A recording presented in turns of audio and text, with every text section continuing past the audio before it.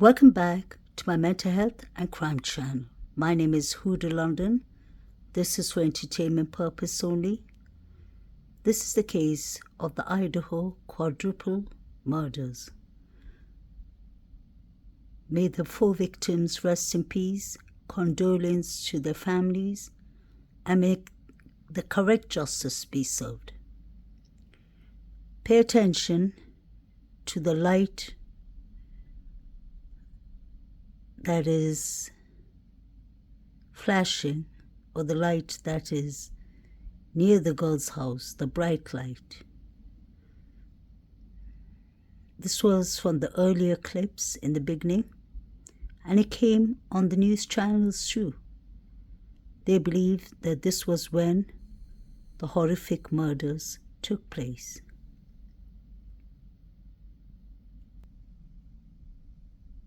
You see the light, or the car light, on? This was the same time the Banfield alcohol minus stop was going on. There is a car there. So this is around 3 a.m., 10 to 3. You can see the light flashing. It's gone off now. It's come back on.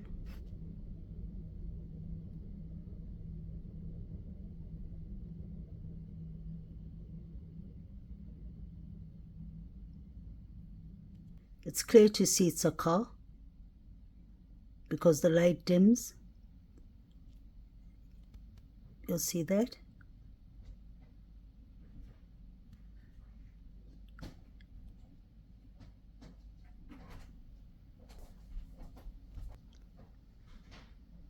There you can see the light.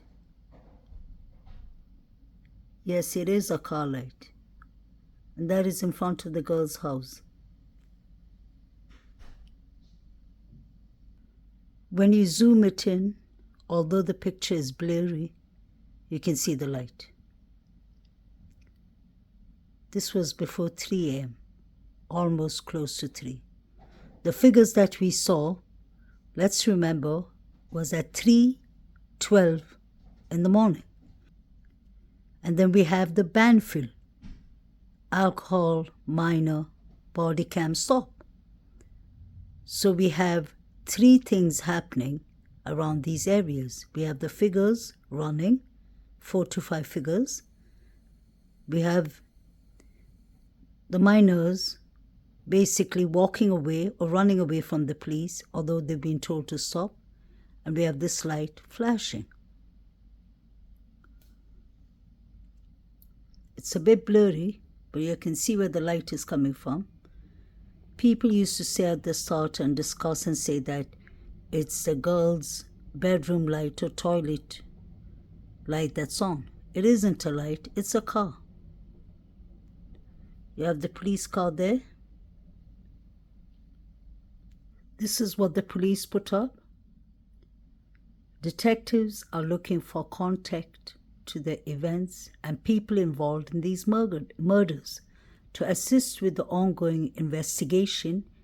Any odd or out of the ordinary events that took place should be reported. Our focus is the investigation, not the activities. Quite strange. And the activities is the main thing. Just like they said, the coroner said, the toxicological report is not important. So these officers, detectives, was clearly not bothered about anything else but the activities. Okay, let's talk about the activities. There's a car light on near the girl's house. At 2:55 and 16 minutes, we hear, "Stop it, stop." It could be coming from Banfield, or it could be coming from the house itself. How come the police did not hear that? Because I'm going to show you all something that is a bit surprising.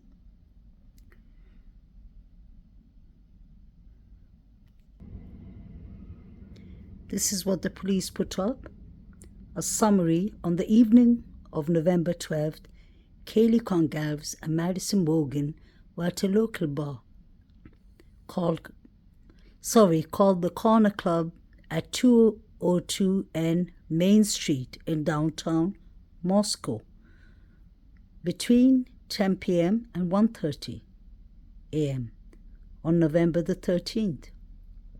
At approximately 1:40 a.m., Kaylee and Madison was seen on video at a local food vendor called the Grub Truck at 318 S Main Street and used a private party for a ride home from downtown to arrive at 1122 King Road residence around 1:56 a.m. Investigators have determined that Eaton Chapin and Xana Knodel were seen at the Sigma Chi house on the University of Idaho campus at 735 Nez Perce Drive at approximately 1:45 a.m. Eaton and Xana are believed to have returned to the residence at 1122 King Road. It was previously reported that Eaton resided at the home, however, it had been determined that he was only visiting. Okay. Detectives believe that on November 12th, the two surviving roommates had also been out in Moscow community separately but returned home by 1 a.m. on November 13th. The two did not wake up until later that morning. So they're trying to say that DM and BF came home at 1 a.m. They came before the victims. On November 13, the surviving roommates summoned friends. Wow. To the residence because they believed one of the second-floor victims had passed out and was not waking up. Strange, wasn't it supposed to be a bloody scene? There's a difference between an unconscious person and a person bleeding out. Trigger warning. They summoned friends to the residence because they believed one of the second-floor victims had passed out and was not waking up at 11:58 a.m.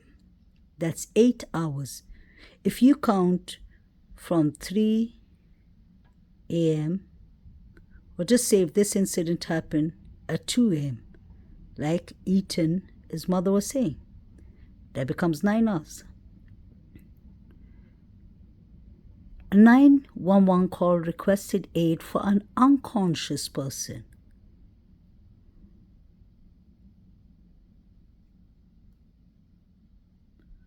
The call was made from one of the surviving roommates' cell phones inside the residence. Multiple people talked with the 911 dispatcher before Moscow police arrived at the location.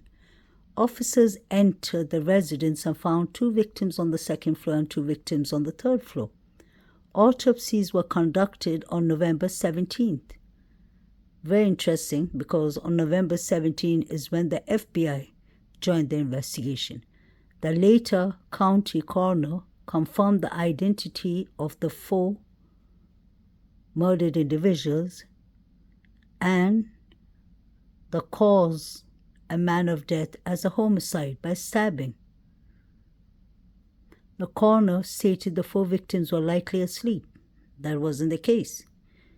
Xana was allegedly on TikTok, wasn't it? She got her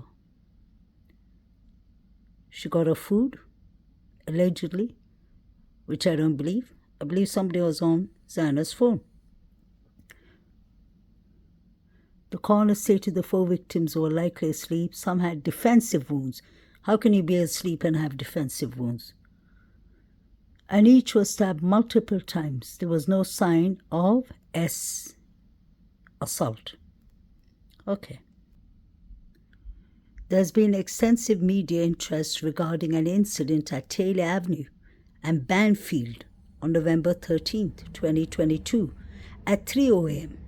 The incident was an alcohol offense which was addressed by the on-scene officer.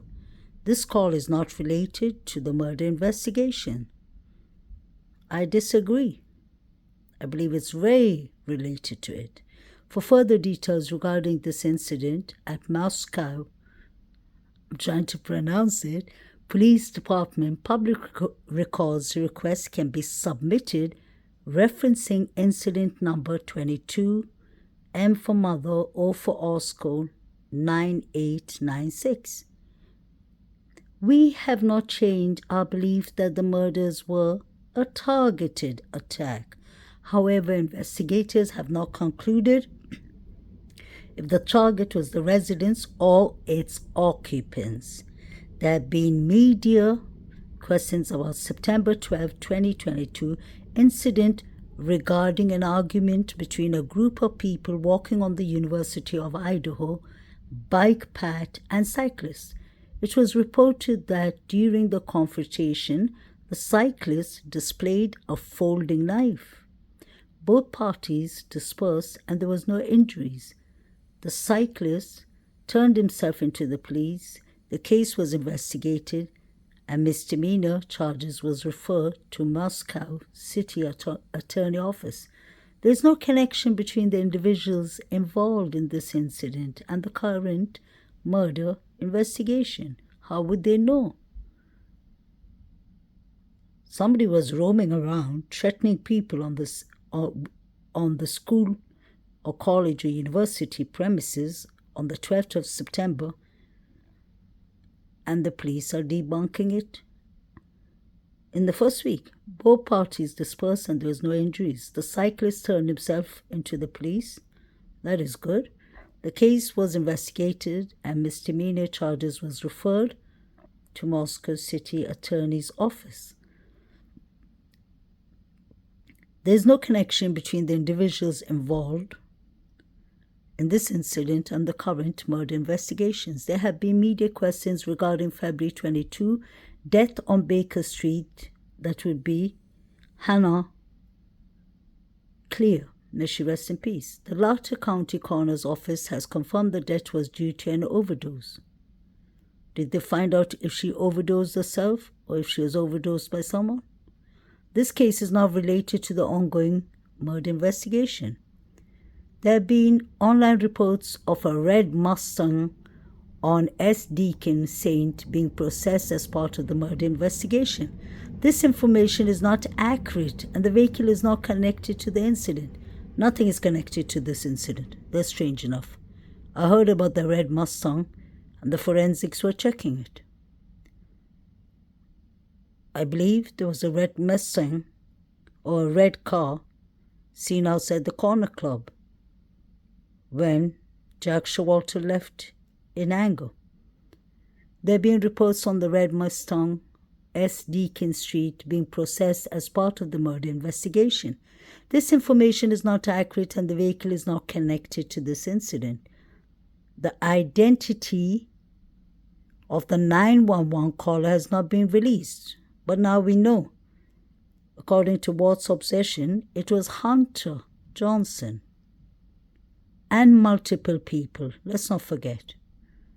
There have been numerous media inquiries about a 1999 double stabbing in Pullman, Washington, and the 2021 double stabbing. What is going on? I haven't heard about that. I need to look into that. So they put out, actually, this is called rumor control. There isn't any rumors going on. I believe everything in the start was the facts. It wasn't rumors. That's my personal opinion. Then we have the last part here. There have been media questions regarding a February 2022 death on Baker Street. The later County Coroner's Office has confirmed the death was due to an overdose. That was Hannah Clear. May she rest in peace. This case is not related to the ongoing murder investigation. How would they know? Because Hannah and Maddie were clearly dorm mates.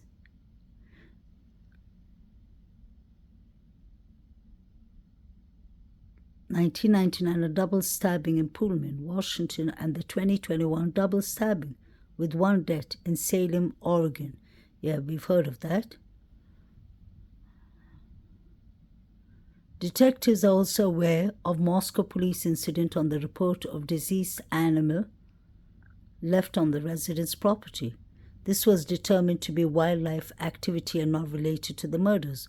What a coincidence, because I read it on many internet articles, allegedly, that Mr. John Showalter was kicked off from the Delta Tau Delt.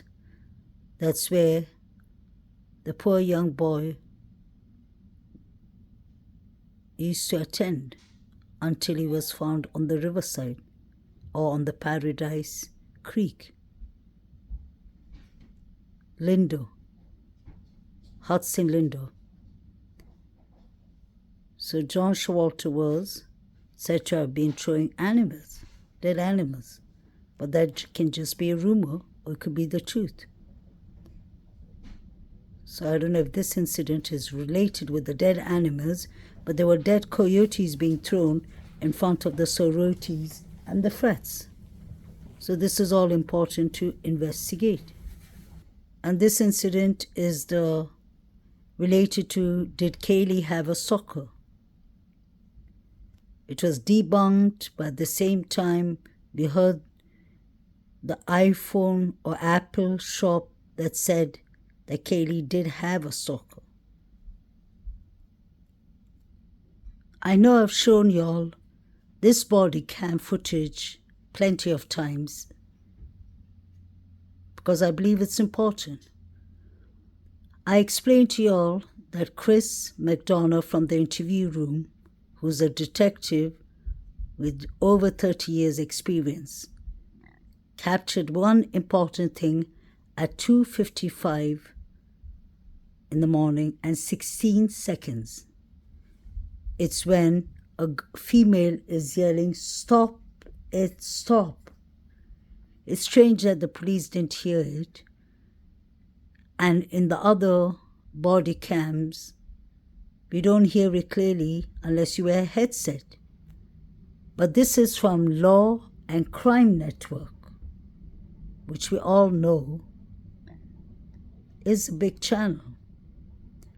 You will hear it without the headset. Somebody's yelling, "Stop it, stop."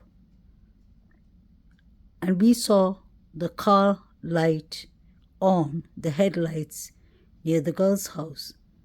I'm surprised that the police didn't pick it up because we can hear it clearly from here.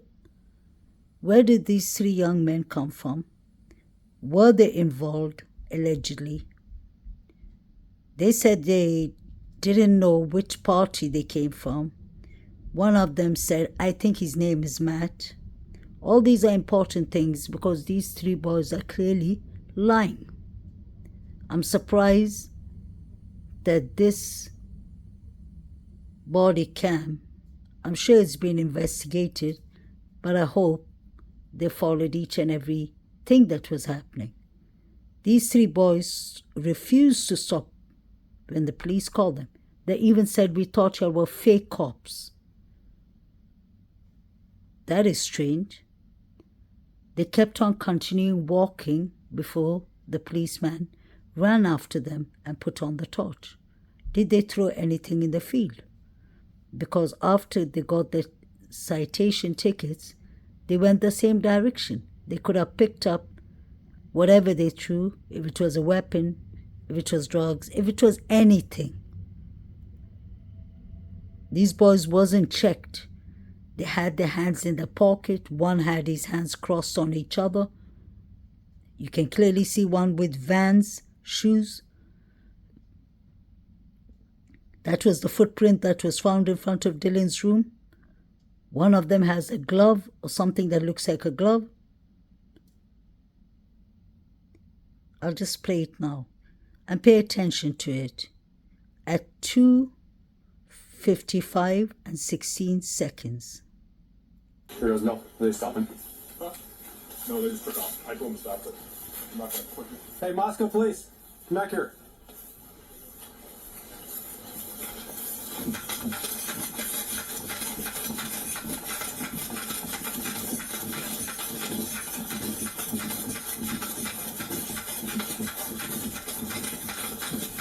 Hey, Moscow PD, all three of you. Get you up there. Hey, man, come back here. How old are you guys?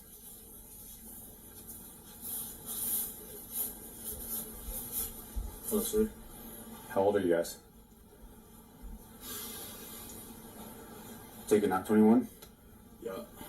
Okay. 19. 19? Yep. Okay, is there a reason why you didn't stop back there? Yeah. Well, we saw him talking to him, Right. so we didn't know. So you'll see the time. I'm sure you'll heard that. If you'll put on a headset, you'll hear it clearly. But I could hear it clearly without a headset. Somebody is yelling, a female is yelling, saying, "Stop it, stop." And we could see the car light on near a house. Pay attention to the timing. It's 2:55 and 16 seconds. Brian Christopher Koberger was said to have come to the house at 4:05. He came a bit early, around 3:25, but he did not get off his car. They said that he came and did this quadruple murders at that time. I don't think that is possible at all. Because watch what's going on here. I've heard another creator saying that he doesn't see anything in this footage and that there's nothing to analyze besides young boys being intoxicated. I do not believe that. I'm not a police officer. I'm not a detective. But any detectives out there, I'm sure, will agree that when they see 3 young boys running from them and they have to run after them, automatically that's a red flag.